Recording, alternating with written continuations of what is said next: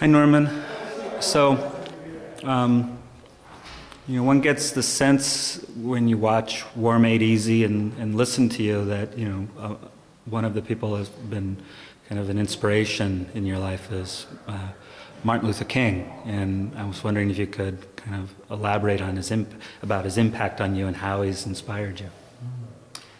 Well, as with a lot of other people, I really found the more I learned about Martin Luther King, what he did, not just when he had the support of a lot of the powerful media establishment, but when he was willing to do the very difficult work against the Vietnam War. He really had a beacon that today helps us to understand how we can avoid getting lost. I think of a saying among blues musicians, you may get lost, but you won't if you know the blues.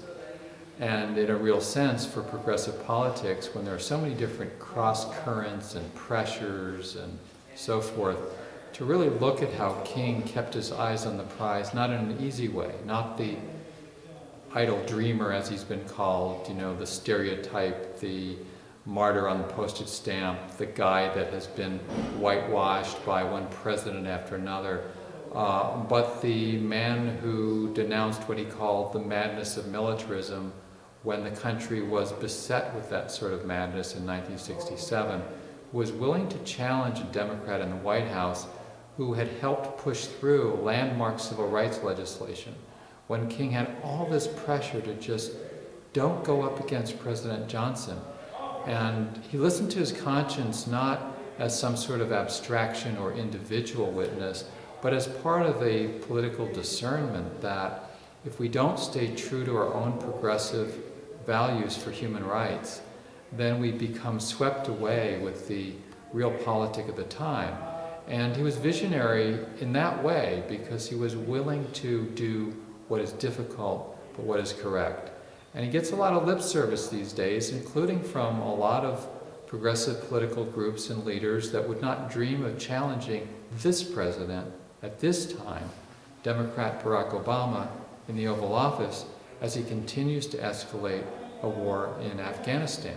And it was Dr. King who said that a nation that year after year continues to spend more on programs of military defense than on social uplift is approaching spiritual death. That was Dr. King's words.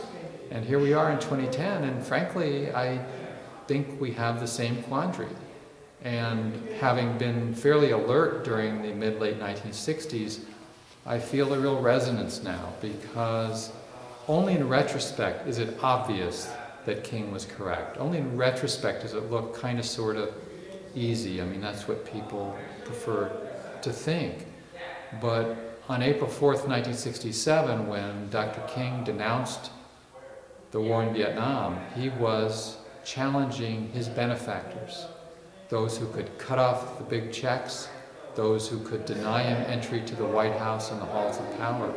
And here we are, in the second year of the Obama administration, and our country is being bled dry by way over $2 billion a day being spent on the military. So the same questions arise, the same reliance on militarism, the same conformity, the same willingness of so many to defer to the guy in the White House who's leading us into more and more escalation, what King called the madness of militarism. And we again have this reflex for people to stay quiet. And that's not what it's about. That's not what King was about. That's not what we should be about. Thanks.